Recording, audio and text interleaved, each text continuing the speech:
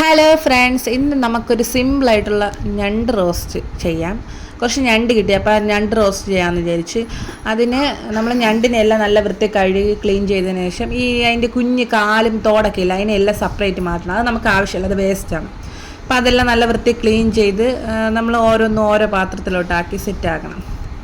എന്നാലല്ലേ നമുക്ക് എളുപ്പം ചെയ്യാൻ, നമുക്ക് എളുപ്പം. ഞണ്ടൊക്കെ ക്ലീൻ ചെയ്യാൻ വളരെ എളുപ്പമാണ്. അതിന് ശേഷം നമുക്ക് ആവശ്യമായിട്ടുള്ള സാധനം: ഒരു സവാള അരിഞ്ഞത്, തക്കാളി, പച്ചമുളക്, ഇഞ്ചി വെളുത്തുള്ളി പേസ്റ്റ്, ഇതെല്ലാമാണ് അത്യാവശ്യം. പിന്നെ നമ്മളൊരു പാൻ ചൂടാക്കാൻ വയ്ക്കണം. അത് നല്ല വൃത്തി ചൂടായതിനു ശേഷം അതിൻ്റെ ആവശ്യത്തിന് കുറച്ച് വെളിച്ചെണ്ണയും കൂടെ ഒഴിച്ചു കൊടുക്കണം. അതൊന്ന് ചൂടായി വരുമ്പോഴേക്കും കുറച്ച് കറിവേപ്പിലയും കൂടെ ഇട്ട് കൊടുക്കണം. കറിവേപ്പില ഇട്ട് കൊടുത്തതിന് ശേഷം അതിലേക്ക് നമ്മൾ ഈ അരിഞ്ഞു വെച്ച സാധനങ്ങളൊക്കെ ഇല്ലേ,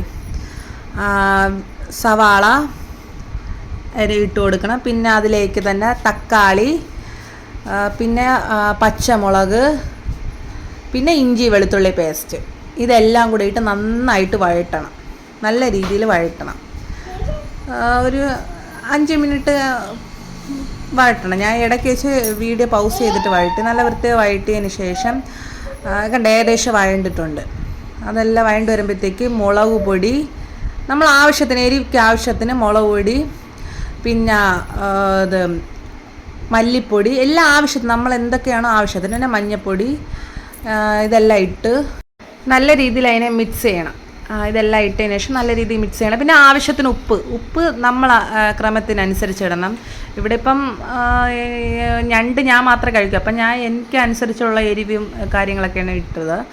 അതിനുശേഷം നമ്മൾ ഈ ക്ലീൻ ചെയ്ത് വെച്ച ഞണ്ടില്ലേ, അതിനെല്ലാം ഇതിലേക്ക് തട്ടി കൊടുക്കണം. എല്ലാം കൂടെ നന്നായിട്ട് മിക്സ് ചെയ്യണം. നല്ല രീതിയിൽ മിക്സ് ആക്കിയതിന് ശേഷം ഇത് കുറച്ച് നേരം അടച്ച് വയ്ക്കണം. കുറച്ച് വെള്ളമൊക്കെ ചേർക്കണം. അത് കുറച്ച് കഴിഞ്ഞിട്ട് ഇതാദ്യം നല്ല രീതിയിൽ മിക്സ് ചെയ്യണം.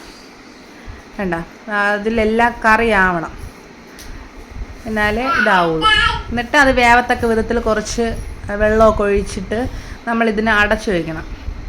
എന്നിട്ട് ഇടയ്ക്ക് ഉപ്പൊക്കെ ഉണ്ടോയെന്ന് ആവശ്യത്തിന് നോക്കണം.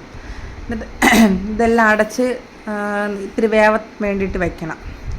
ഒരു കുറച്ച് സമയം, നമുക്കൊരു ഏകദേശം അറിയാമല്ലോ, അതുവരെ വെച്ച് കണ്ട ഏകദേശം ആയിട്ടുണ്ട്. തുറന്നപ്പോൾ നല്ല മണമൊക്കെ. ക്യാമറയിൽ ഈ ഇത് അടിച്ചപ്പോഴത്തേക്ക്, പുക അടിച്ചപ്പോഴത്തേക്ക് ബ്ലറായതാണ്. കണ്ട, നല്ല ടേസ്റ്റാണ്.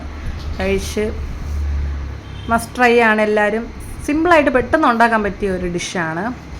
പിന്നെ അടിപൊളിയാണ്. എൻ്റെ ചേട്ടത്തിക്ക് കൊടുത്തപ്പോൾ എല്ലാവർക്കും ഇഷ്ടപ്പെട്ട്. നല്ല മണമൊക്കെ പറഞ്ഞുകൊണ്ട് അങ്ങനെ.